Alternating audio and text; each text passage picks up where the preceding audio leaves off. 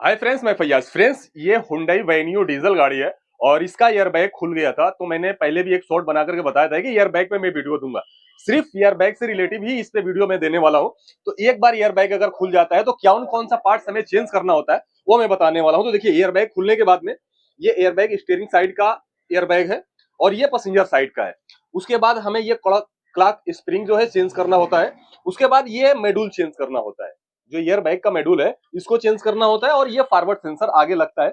इसी पे जो है जंप लगने की वजह से एयर बैग हमारा खुलता है। उसके बाद जो है हमारे सीट बेल्ट बदलना होता है, क्योंकि जब सीट बेल्ट आप लगाए होते हैं तो उतने पे ही लॉक हो जाता है। दूसरी चीज है, इसी एयर बैग पे शायद वरना पे मैंने बनाया था, नहीं ब्रेजा पे बनाया था। तो बहुत ढेर सारे जो है कमेंट आए थे कि ये जो है यही रिपेयर हो जाता है। बिल्कुल 100% आपकी बात सही है कि रिपेयर हो जाता है, लेकिन रिपेयरिंग में कोई भी भरोसा नहीं रहता है कि 20 की स्पीड में वो एयर बैग खुल जाएगा या 100 की स्पीड में नहीं भी खुलेगा। क्योंकि ऐसा हादसा हो चुका है मुंबई वाला, आप लोग नेट पे सर्च करेंगे तो पता चल जाएगा। मर्सिडीज में नहीं खुला था, रिपेयरिंग वाला एयर बैग था। तो हम लोग जो है रिस्क नहीं लेते हैं। अगर कस्टमर बोलता है कि हम जो है रिपेयरिंग वाला ही लगवाएंगे तो भैया आप लेकर के आइए, मैं फिटिंग कर देता हूँ। लेकिन मेरे पास जितनी भी गाड़ियां आती है ज्यादातर मैं जो है एयर बैग का इतना पार्ट जरूर चेंज कर देता हूँ। चेंज करने से ये होता है कि हमें रिस्क नहीं रहता है। गाड़ी जो ओरिजिनल कंपनी जितने स्पीड में देती है एयर बैग वगैरह खुलने का सिस्टम उतना ही पे रहता है। तो आइए इसमें हम फिटिंग अप करते हैं कि कैसे कैसे ये सारी चीजें जो है इंस्टॉल करेंगे, यहां से लेकर के और गाड़ी तक का कहां कहां पे इसका लोकेशन है, क्या होगा। और जो हमारा एयर बैग से रिलेटिव जितनी भी वायरिंग है उसके बारे में भी जानकारी देने वाला हूं। क्योंकि देखिए, एयर बैग से जितने भी वायरिंग होती है ना वो येलो कलर के होती हैं और इसमें वायरिंग और कपलर दोनों येलो कलर के होंगे। तो कहां पे कौन कौन सी फिटिंग होंगी, आइए फिटिंग स्टार्ट करते हैं। तो सबसे फिटिंग पहले इसमें हम करते हैं, इसको इंस्टॉल करते हैं और बहुत आराम से हो जाता है। इसको थोड़ा सा फैला करके और इसमें लॉक हम बैठा देंगे, ये जो है जा करके बैठ जाएगा ये। और यहाँ पे हमें 10 नंबर का 2 बोल्ट दिया हुआ है, इसको हमें दोनों 10 नंबर का बोल्ट टाइट करना है। और ये कपलर कैसे निकलेगा, कैसे इसमें फिट हुआ वो मैं बताऊंगा, आप लोग वीडियो से बने रहिए। और ये आप देख सकते हैं कि ये टाइट हो गया। इसके बाद ये फुल टाइट हो गया और इसके बाद हमें इसमें फिटिंग करना है।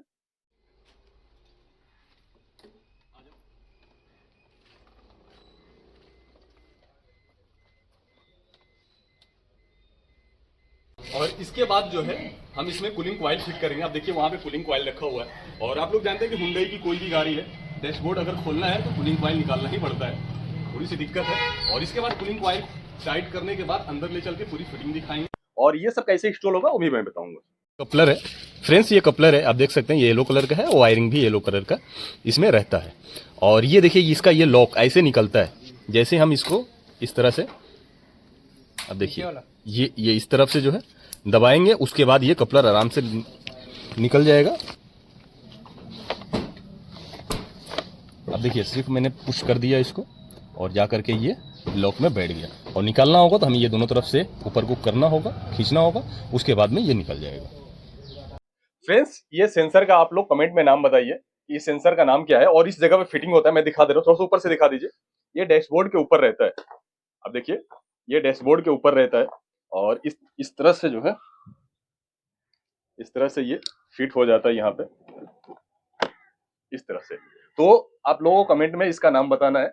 तो फ्रेंड्स, आप देख सकते हैं कि सारा लमसम फिटिंग हो गया है और अब हम रेडियो इसको फिट करने जा रहे हैं। फिटिंग करिए।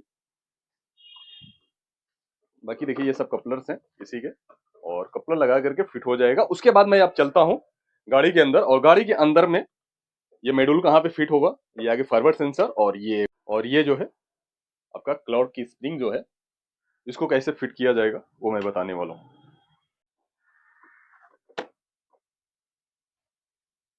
तो फ्रेंड्स, आप देख सकते हैं ये पुराना वाला मॉड्यूल है जो अभी मैंने बोल्ट खोला है। हटिए, ये देखिए 1 2 3 बोल्ट से निकाला गया है और ये निकल गया। और ये देखिए ये नया मॉड्यूल है। और मैंने बोला था कि कपलर जो है येलो कलर का होता है एयरबैग से रिलेटेड जितनी भी होती है। तो इसमें कुछ नहीं करना है, हमें टाइट करना है और टाइट करके कपलर को हम लगा देंगे। और इसके बाद क्या किया जाए, कपलर देखिए जब कपलर लगाएंगे तो ये लॉक अपने आप ही चल जाएगा। और देखिए ये जाकर के ये लॉक हो गया। और अब बचता है स्टीयरिंग के पास वाला एयरबैग। तो फ्रेंड्स, अब डैशबोर्ड हम देखिए फिटिंग कराने जा रहे हैं। और ये देखिए अब डैशबोर्ड इसका फिट करके और आगे जो स्टीयरिंग पे हमारा एयर बैग लगता है इसके बारे में मैं बताता हूँ पूरी। जानकारी देने वाले। देखिए इधर से सारा चीजें जो है फिटिंग हो चुका है मेरे, सब कुछ। और ये रहा पुराना डैशबोर्ड, जो डैशबोर्ड में पैसेंजर साइड वाला जो एयरबैग फिट होता है, इसी के लिए डैशबोर्ड खोलना होता है इसमें फिटिंग करने के लिए। तो फ्रेंड्स ये देखिए, ये क्लॉर्क स्प्रिंग फिट होगा, और ये फिट करने के लिए हमें जो है ये ये बिल्कुल फिट हो गया। और इसके बाद हम क्या करेंगे, इसको निकालेंगे और ये कपलर हम बताएंगे। देखिए ये इसमें भी येलो कलर है, और जितना भी एयर बाइक से रिलेटिव होगा सब में जो है हमारा येलो कलर का रहेगा। तो अभी और ये वाले कपलर, ये देखिए ये ऐसे करके निकलेगा।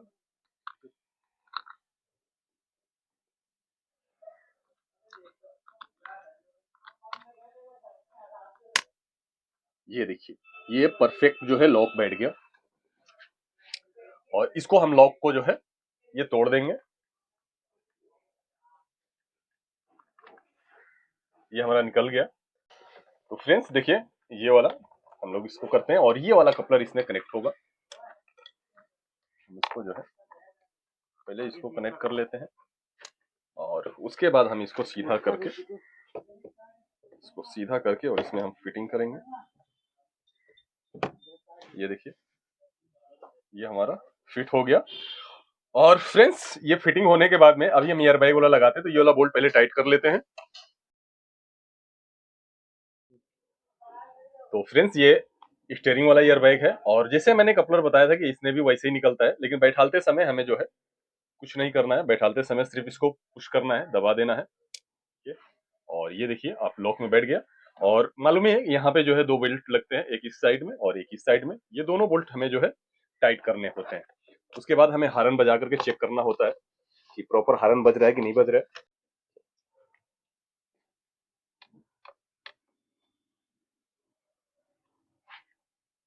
और ये बोल्ट टाइट हो गया। और इसके बाद अब हम देखिए इधर की सारी फिटिंग मैं दिखा दे रहा हूँ लमसम। ये देखिए हमारे डैशबोर्ड की पूरी कंप्लीट जो है पूरी फिटिंग हो गई है, देख सकते हैं। और अब बचा आगे फॉरवर्ड सेंसर, उसकी हम चल के अभी फिटिंग करते हैं और लोकेशन बताते हैं कहाँ पे टाइट होगा। ये रहा आगे का। तो आगे का आप लोग जानते हैं कि यहीं पे लगा होता है राइट साइड में। और देखिए ये निकल गया, और नया जो है हम इसको फिट कराते हैं। ये देखिए इससे पुश करके उसके बाद निकलता है ये पहले पीछे दबाना पड़ेगा कपलर, उसके बाद ही जो है आराम से ये फिट हो जाता है। पहले खींचिए, पीछे को खींचो, पीछे खींचो। हाँ ये पीछे खींच करके तब लगो, लॉक में बैठना चाहिए। हाँ ये अब ये हो गया। और तो फ्रेंड्स आप देख सकते हैं कि सारा फिटिंग अंदर का हो गया है, जितने भी एयरबैग से रिलेटिव था। सिर्फ सीट बेल्ट छोड़ करके, सीट बेल्ट अभी ऑर्डर पे है, नहीं मिला है, और कुछ पार्ट्स आगे का है। अगर वो होता तो सारी फिटिंग हमारी गाड़ी हो जाती, लेकिन हम गाड़ी को स्टार्ट करके और पहले हॉर्न वगैरह चेक करके ओके करते हैं। तो आप देख सकते हैं हॉर्न बज रहा है, और चाबी को हम ऑन करते हैं।